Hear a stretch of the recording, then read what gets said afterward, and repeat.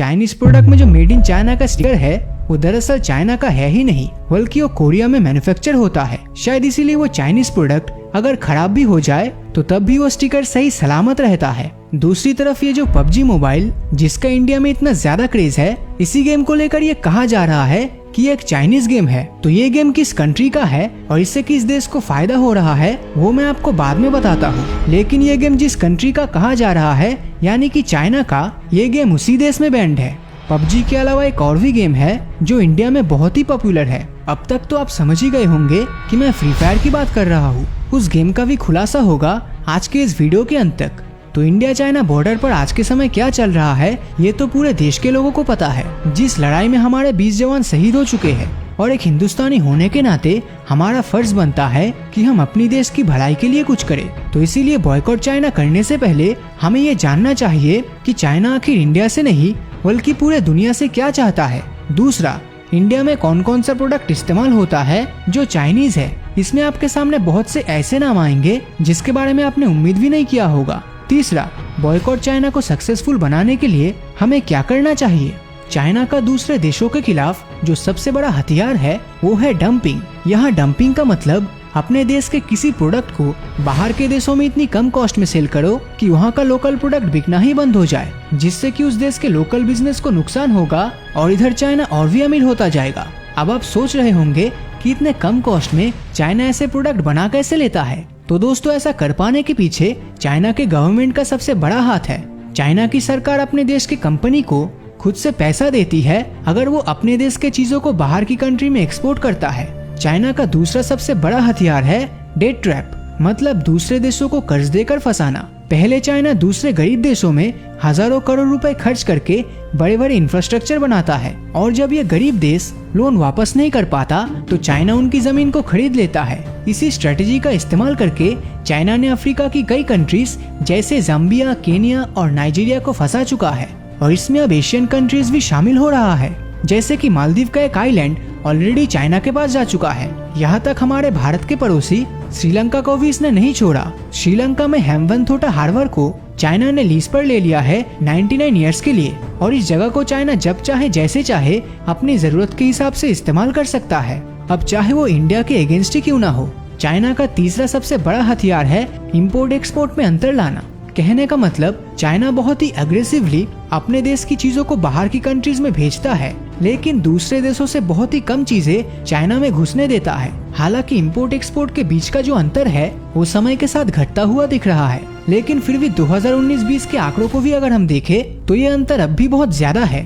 तो इसी चाइना ने Amazon, यूट्यूब, फेसबुक और गूगल जैसे कंपनीज को अंदर घुसने ही नहीं दिया और इसके बदले में इन सब का ऑल्टरनेटिव कॉपीकैट बना लिया। जैसे यूट्यूब की कॉपी है यूकू, गूगल की कॉपी है बाइडू, फेसबुक की कॉपी है वाइबो और Amazon की कॉपी है अलीबाबा। चाइना का फंडा एकदम सिंपल है, अगर तुम किसी भी चीज की ऑल्टरनेटिव अपने देश में नहीं बना सकते तो सिंपल उसका कॉपीकैट बना डालो और दूसरा देश चाह के भी चाइना का कुछ नहीं कर सकता, क्योंकि चाइना की सरकार ही इन कॉपीकैट्स को बचाने के लिए अलग अलग तरह के नियम बना कर रखे हैं, जिससे कि इन कॉपीकैट्स पर दूसरा देश कोई केस न कर पाए। चाइनीज सरकार ने तो एक ऐसा भी नियम बनाया है कि अगर किसी फॉरेन कंपनी को चाइना में अपना बिजनेस चलाना है तो उसे अपने कंपनी का इंटेलेक्चुअल प्रॉपर्टी राइट चाइनीज सरकार को देना पड़ेगा। इंटेलेक्चुअल प्रॉपर्टी का मतलब अगर आप अपना ये अधिकार किसी और को देते हो तो वो बंदा आपके ही प्रोडक्ट का लीगली कॉपी कर सकता है और आप उसके अगेंस्ट केस या कोई भी एक्शन नहीं ले सकते। तो चाइना में अगर आपको आपके यूनिक प्रोडक्ट के साथ बिजनेस करना है तो आपको ये आईपी राइट उनको देना होगा, ताकि चाइना बाद में आपके ही प्रोडक्ट का कॉपी करके आपके ही अगेंस्ट एक कंपटीटर बनकर खड़ा हो जाए। यही सेम चीज दुनिया की सबसे मशहूर गेम पबजी के साथ भी हुआ था। यकीन नहीं हो रहा ना? चलो सच्चाई का पता लगाते हैं। तो पबजी मोबाइल के आने से पहले पबजी पीसी वर्जन लॉन्च हुआ था और इस पबजी पीसी को बनाने वाले कंपनी का नाम है ब्लू होल कंपनी, जिसका नाम आप पबजी मोबाइल गेम लॉन्च होने के बाद देख सकते हो। तो ये जो ब्लू होल कंपनी है ये चाइना का नहीं बल्कि साउथ कोरिया का है। अब ये तो है पीसी वर्जन वाला पबजी, लेकिन इससे पहले आप ये समझ ले कि पबजी मोबाइल भी साउथ कोरिया का है। उससे पहले ही आपको ये बता देता हूँ कि जब भी आप पबजी मोबाइल गेम को स्टार्ट करते हो तो गेम के स्टार्टिंग में ही लिखा होता है टेंसेंट गेम्स और ये टेंसेंट गेम कंपनी चाइना का है। तो अब एक ही गेम में दो कंपनीज का नाम है, एक चाइना का और दूसरा साउथ कोरिया का। तो ये गेम आखिर किस कंट्री का है अभी क्लियर हो जाएगा।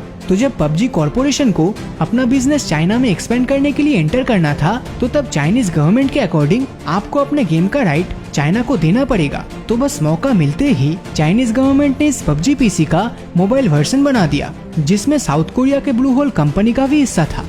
लेकिन जब कुछ देर बाद पबजी मोबाइल ने अपने गेम को चाइना में मोनेटाइज करने की सोची, तो चाइनीज गवर्नमेंट ने इसे मोनेटाइज करने की परमिशन दिया ही नहीं। और तो और कुछ दिन बाद इस गेम को चाइना में पूरी तरह से बैन कर दिया। और फिर पबजी मोबाइल, जो ऑलरेडी उसके पीसी वर्जन का क्लोन था, तो उस क्लोन वर्जन का भी इन्होंने क्लोन बना डाला और उस गेम को नाम दिया गेम फॉर पीस। जब पहले पबजी मोबाइल को चाइना में बैन किया गया, तब सरकार ने ये कहकर एक्सक्यूज दिया था कि इस गेम की वजह से उनके देश के बच्चों की पढ़ाई से लेकर सभी चीजों में नुकसान हो रहा है। तो जब गेम फॉर पीस लॉन्च हुआ, तो तब चाइनीज सरकार ने इस गेम को उनके देशों में मोनेटाइज करने की और चलने की फुल आजादी दे दी। मतलब अपने देश से एक भी पैसा दूसरे देशों में जाने ही नहीं दिया पबजी को बैन करके। और फिर इस पबजी मोबाइल गेम में बहुत अच्छा मुनाफा होगा देखकर टेंसेंट गेम्स में पबजी मोबाइल में अपनी 10% हिस्सेदारी खरीद ली।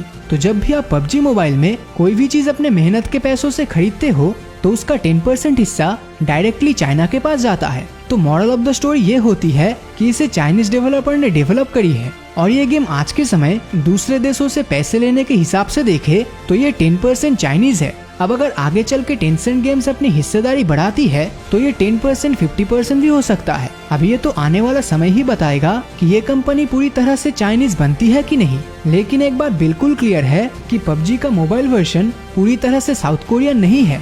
तो अब दूसरे सबसे मशहूर गेम फ्री फायर की बात कर लेते हैं। फ्री फायर को बनाने वाले कंपनी का नाम है गरीना, जिसे फॉरेस्टली नाम के एक बंदे ने बनाया था। अब इनका जन्म तो हुआ था चाइना में, लेकिन उसने जो ये गरीना कंपनी डेवलप की, उसका हेडक्वार्टर सिंगापुर में है। और ये फॉरेस्टली भी अभी सिंगापुर में ही रहता है और उसने वहाँ की सिटीजनशिप भी ले ली।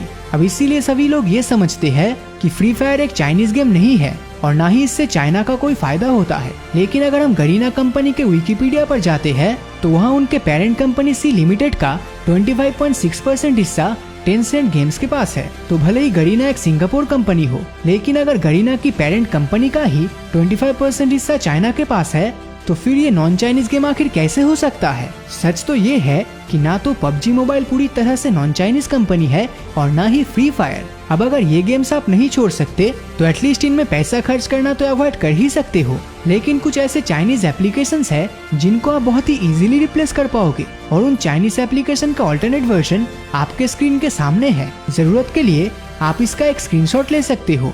और जिन लोगों ने अभी तक हमारे फेसबुक पेज को फॉलो नहीं किया है, वो वीडियो के ऊपर दिए गए फॉलो बटन को क्लिक कर दीजिए, ताकि जब भी कोई नया वीडियो अपलोड होगा, उसका नोटिफिकेशन आप तक सबसे पहले पहुंचेगा। तो मिलता हूँ आपसे अगले वीडियो में। जय हिंद।